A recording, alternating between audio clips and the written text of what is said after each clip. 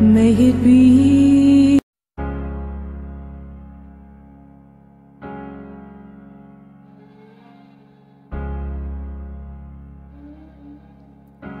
Spend all your time waiting for that second chance, for a break that will make it okay.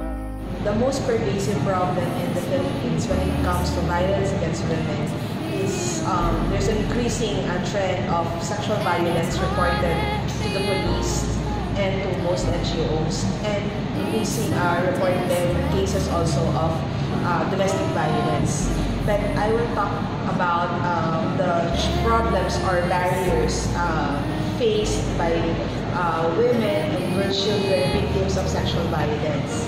So number one of the main barriers experienced by girl children in cases of sexual violence is the lack of access to justice. There are laws provided by Philippine government or by Philippine laws, but the problem with the Philippine laws, it does not recognize the different experiences of women and girl children's experiences. It does not look into the discriminatory views against women and girl children. Some of the laws even highlight stereotyping and negative construction of women's sexuality. Second is the lack of ineffective remedies for women and girl children. Most victims of sexual violence usually report when they report their case to police officers, or when they attend a court trial, usually suffer insensitivity, victim blaming, and sometimes shaming because they're being accused and labeled as bad women. Last but not the least is how society looks at women victims of sexual violence or girl children's victims of sexual violence. They're being seen as we call it promiscuous, and that's the reason why they became victims of rape or of sexual violence. And I think that this is all elements in terms of how the law, how the culture, and the processes of the investigation of rape cases contribute to the lack of access to justice of women. So what ASEAN can do to address the issue of sexual violence? Number one, ASEAN, particularly its sectoral bodies and its human rights mechanisms, must look into sexual violence as its central agenda. Although we have the regional plan of action, I think there is a need to assert and to declare, there's a need for ASEAN to declare that sexual violence must be a priority and topmost priority of ASEAN. Second, there's a need also to develop protocols, guidelines among ASEAN bodies and ASEAN mechanisms across the 10 countries to come up with more standardized ways of addressing sexual violence across Southeast Asia. And lastly, I think there's a need also to recognize the efforts of civil society organizations to address sexual violence.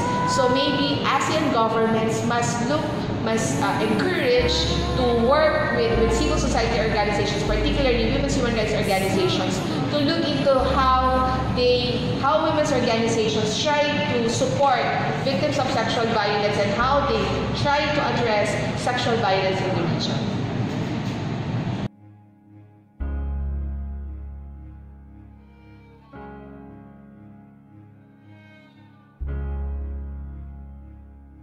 Yeah, the situation of violence against women and girls in Thailand.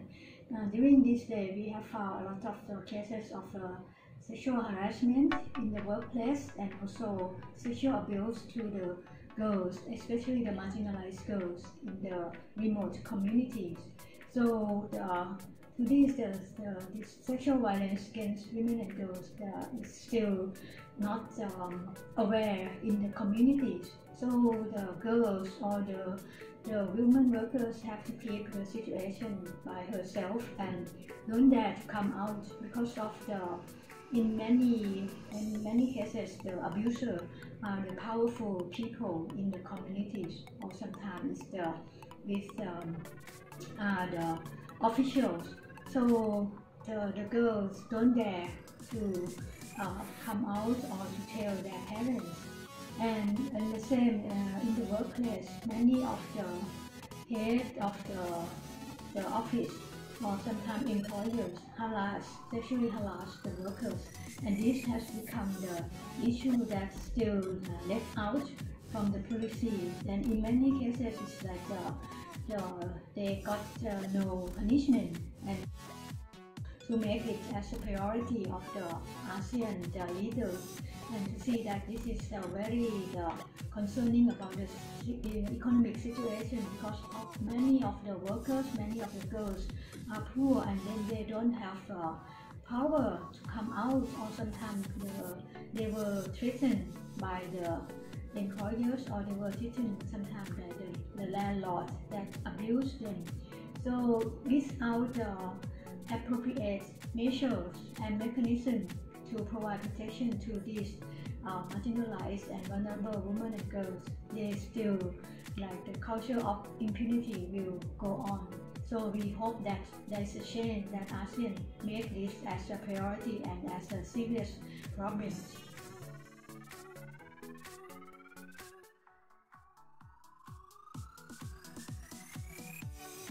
Assalamualaikum warahmatullahi wabarakatuh. I'm Nurjudi Abdullah. I'm the Vice President 1 of Brunei Council on Social Welfare from Brunei Darussalam. Regarding the issues on violence against women in our country, I would like to share that we do have a significant number of cases on domestic violence. Why is this so? Our women normally, when they experience violence in the household, they're not even aware that it's a form of violence and it's a violation of their rights. So at the moment, we're doing our best to ensure that our women are aware of this, they're aware of what CEDAW is, and that there is some helpline that is available for them to call. So these are some of the situations we are facing, which perhaps is common in the ASEAN region. And we would like to recommend in the ASEAN arena that we need to protect our women and girls. Domestic violence is there, but we need to campaign more on raising awareness about what is violence, how do we define that, what mechanisms can we access to help us seek justice. In our case, we have this legal clinic, and of course for the online situations, we are coming up with some laws now in Brunei on child online laws that will help predators of our young girls get penalized when they are caught violating the rights of our girls. And this is something that with the technology in hand, it will be there for us to face, and we have to work together, strengthen our network to ensure that we all lobby in the ASEAN level that our young women and children, women and girls at that, will be protected from all these forms of violence.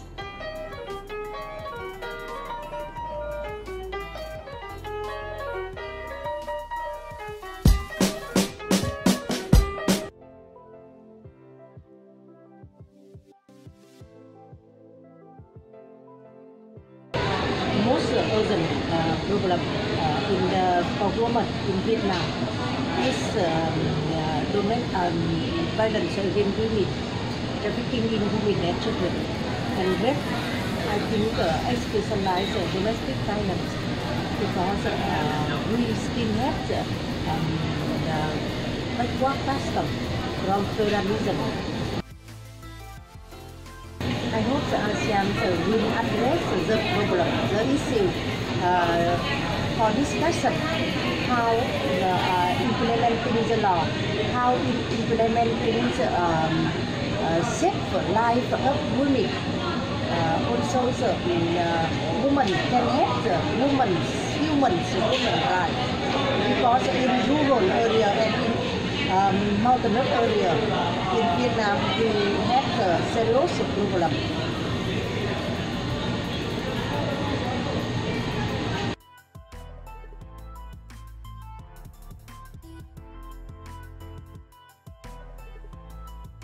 In Cambodia, there are three main emerging issues of violence against women, that including rape, intimidation, partnership violence, and also the gang rape.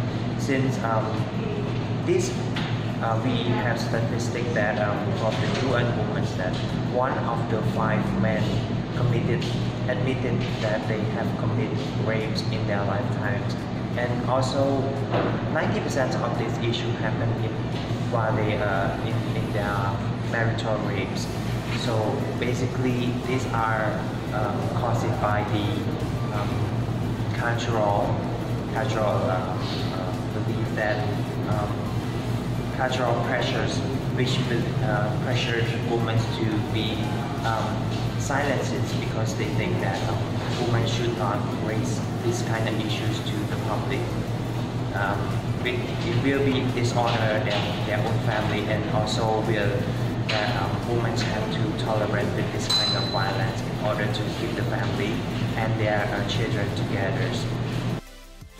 Also, they are having difficulty of the access to justice and to access to information. Basically, they are a housewife. They don't have any access to the information in the public and the access to the justice. They would believe that this is what they should be doing: stay at home, taking care of their family. That's all. What should ASEAN do to combat violence against women in ASEAN country is that we should look at this as a common issue, that we can see that in all the 10 countries in ASEAN, rape, marital rapes and gang rape happen in every country of ASEAN. This is not just a minor issues, but this is a serious issue that we need to address at the regional level actions. That we need guideline for the ASEAN to see that we should take into account in every sectors, not just only like gender poverty stuff, but it has to be enforced along with the guidelines, so that to make sure that each country know how to combat the same method and to use it in the more.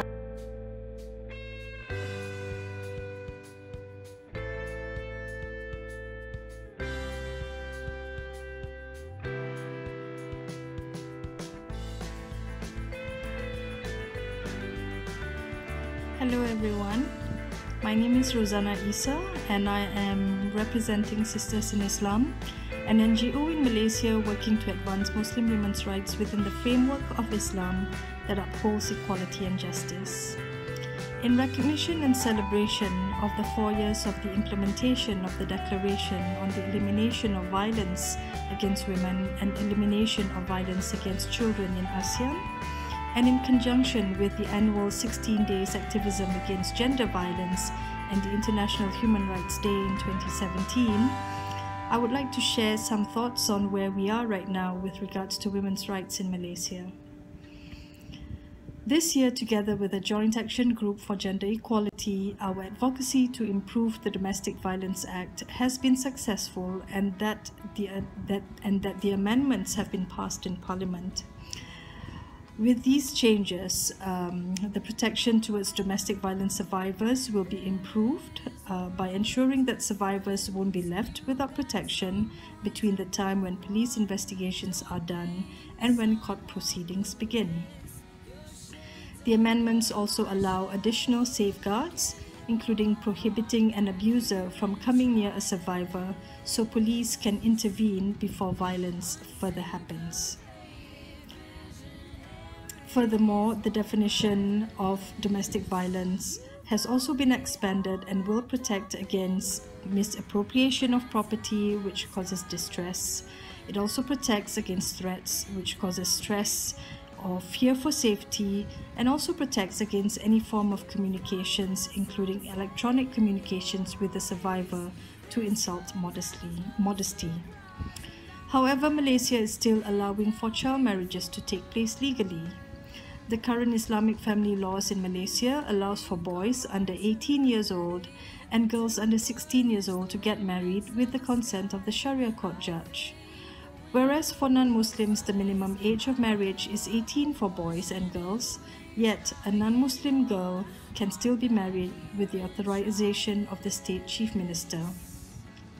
What we and many other women's rights groups are calling for is to increase the minimum age of marriage to 18 years without any exceptions.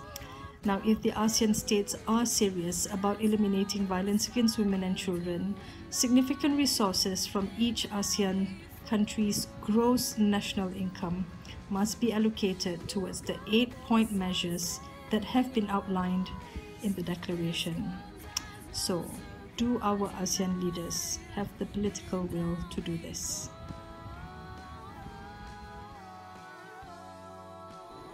In fact, Malaysia was one of the first countries in the region, in the ASEAN region, to pass the Domestic Violence Act in Parliament. This was in 1994.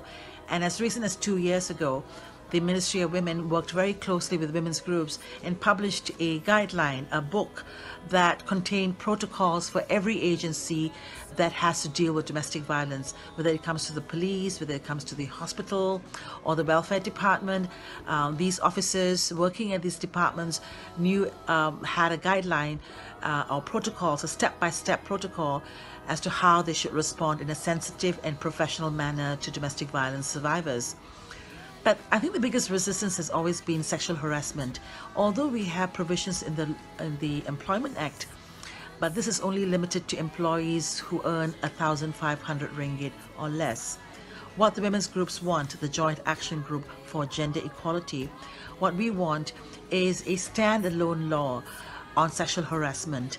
And there seems to be a lot of resistance, especially from employers who feel that, once you have a law, there's going to be a flood of reports. And I think they're afraid to address the everyday sexism. And this everyday sexism has become part of our culture. And I think one of the biggest challenges when it comes to violence against women is bringing about an attitudinal change. And for this, we need governments to use their media, to use all the resources that they have. Everyone know, does the average citizen, does the average ASEAN citizen know about these declarations? So the women's movement and the movement itself must be well funded, must be strategic in making sure that governments are held accountable, to make sure that the promises they make at these political meetings become a reality on the ground. At the end of the day, when we want to address violence against women, whether it's in Malaysia or ASEAN or globally, we cannot look at it in a silo. We cannot just say, oh, let's look at rape, let's look at incest, let's look at sexual harassment. We need to look at gender inequality. The fact that women do not enjoy equality in all areas of their life, whether it's the family, whether it's the employment space, whether it's the economic rights, we need to make sure that we're able to claim these rights, to be able to enjoy this right.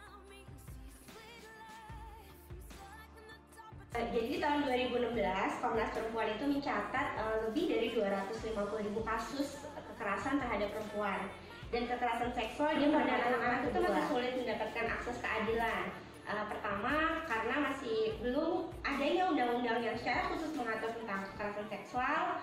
Kemudian perspektif aparat penegak hukum yang juga belum ramah perempuan, harus kembali mengingatkan dan menegaskan negara-negara yang menandatangani Deklarasi Penghapusan Kekerasan Terhadap Perempuan dan Kekerasan Terhadap Anak untuk mengambil langkah-langkah yang diperlukan untuk penyelesaian kasus.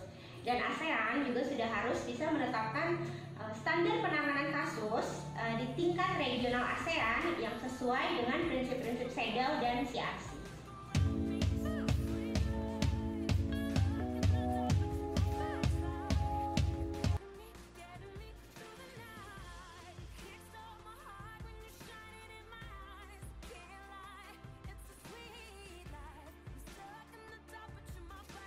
Survivors of violence against women need society's support in order to achieve justice, their recovery, and their safety. Yet too many of our laws and practices are rooted in myth and not reality. It's a reality that violence can happen to any woman, and yet our law has marital immunity for rape in the case of a man who rapes his wife. And because we pretend that LBT women don't exist, we aren't able to effectively address violence against them. It's a reality that violence against women emerges from power, control, and a gender hierarchy. Yet we don't teach gender equality explicitly in schools, and policies still use the concept of the head of the household. It's a reality that for survivors, individual safety has to come before considerations like keeping the family together. And yet our housing priorities prioritize marriage and make it harder for women in abusive relationships to leave and take care of themselves. Finally, and most importantly, it's a reality that violence against women happens. Singapore is not uniquely free of violence against women.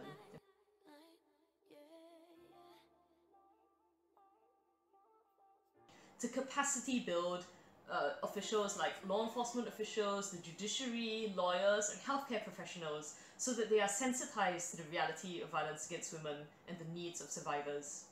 We also need public education to help egalitarian values take root so that we can all better support survivors.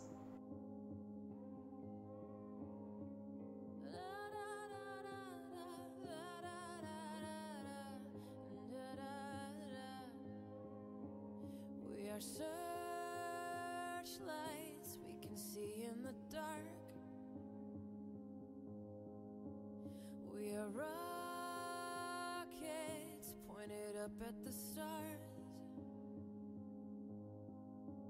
We are billions of beautiful hearts